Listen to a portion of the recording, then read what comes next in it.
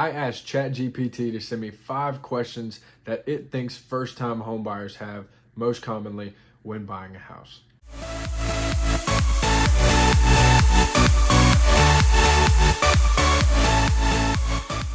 If you don't know what ChatGPT is, it's time to roll on out from under that rock. It is an artificial intelligence website that can answer and do a lot of things. It's been around for a few months now, but it's really starting to gain popularity. So I thought, why don't we mix that in with real estate? I want to do a top 5 video every week, so I'm like, well, let's ask ChatGPT to ask me the questions.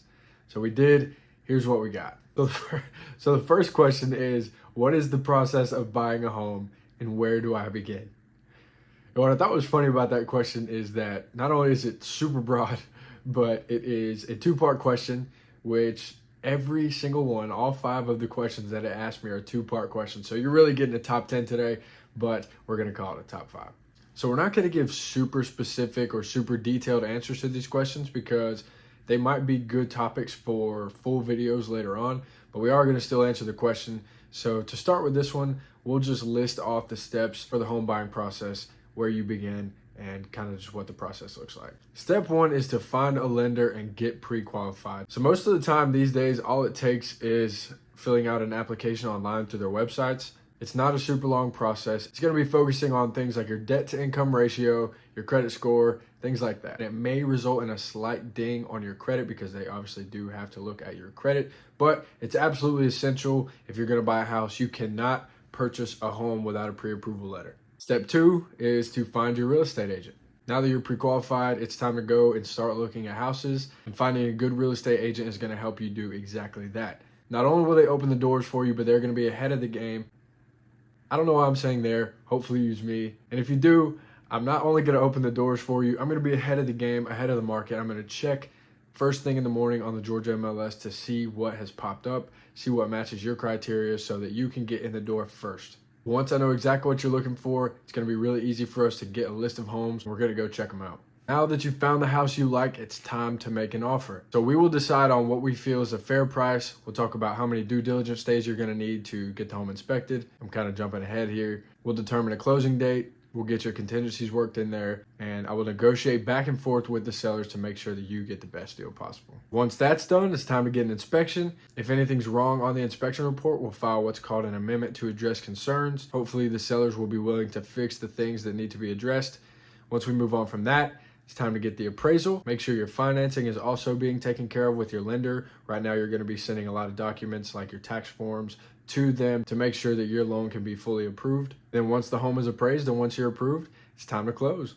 Definitely would recommend giving your hand a good massage before you come to the closing table. It's going to be a lot of signing, but at the end of it, you are officially a homeowner. So there's the answer to number 1. Question number 2 from ChatGPT was, how much can I afford to spend on a home, and what factors should I consider when determining a budget? Well, your lender is going to tell you how much you can afford, but determining a budget is a whole different thing. Your lender is going to tell you the maximum amount you could spend, but in terms of determining a budget, if you have other expenses that you know of, maybe you're expecting a kid, maybe you know you're getting married, or you just want to stay below that number, then those are some things to consider. If you have less than 20% down, you're probably going to have mortgage insurance as well. That's going to be an additional cost every month on top of the mortgage payment. Also consider the interest rates because that's going to determine what you can afford as well. But once again, this is all going to be stuff that you're going to handle directly with your lender. The third question from ChatGPT was, what are some of the hidden costs associated with buying a home and how can I prepare for them? Now this is a really good question, but it kind of scares people because it can sound like a lot. But here are some of the hidden costs that you need to know about. First things first is closing costs. These are going to be due at closing and usually can be anywhere from 1.5% to 3% of the loan amount. This is for a lot of tax stuff, lender fees, attorney fees, things of that nature. Next up, if you're moving and you need movers, always be sure to remember that cost. If you do choose to get a home inspection, which I always think you should, then be sure to keep that cost in mind as well. Most of the time, the home inspection will depend on the square footage of the house, but usually they can be anywhere from, call it $200 to $800. Once again, keep in mind any title or mortgage insurance that you're going to have as well. Also keep in mind any potential renovations that might be necessary for the home. If you're in an HOA, make sure you consider that. And those are the main hidden costs that you're going to want to consider. ChatGPT's fourth question was, what are the most important features to look for in a home and what should I prioritize when house hunting? The two most important things are probably location and condition. Location being miles ahead of pretty much everything else. Location is pretty much the driving factor for pricing a home. And depending on the school zones that you're in, the proximity to restaurants and shops, as well as the interstate, paired up with the comparable homes around the house being at a high value, location is certainly the most important thing.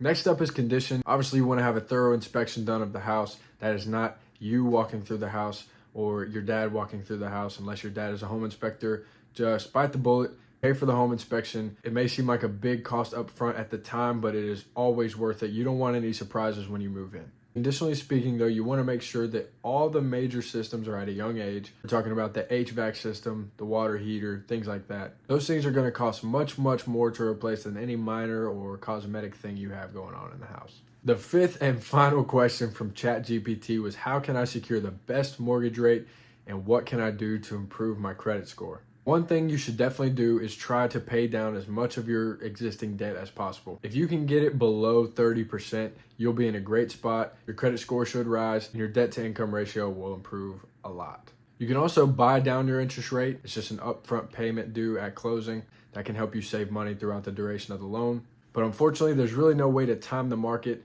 So if you're in a place where you feel like you have a good rate locked in, maybe think about getting a rate lock until your closing date. That way, if it does spike, you're not at risk. If you're a first-time homebuyer or thinking about buying a home in the future, hopefully the answers to these 5 questions from ChatGPT was really educational for you. I feel like these actually are probably the most common 5 questions that we get. I have done a couple videos that go a little bit more in detail about different loan types and what it takes to get qualified for those loans. So be sure to go check that out. Otherwise, guys, I appreciate it. If you are a first-time homebuyer and this was a good informational video for you, please let me know in the comments. Reach out to me on social media.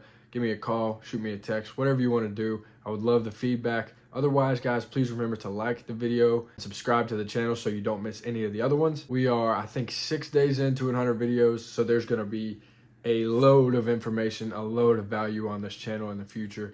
Hopefully you found some today, and I hope you stick around for more. I look forward to seeing y'all in the next one, guys. See you tomorrow.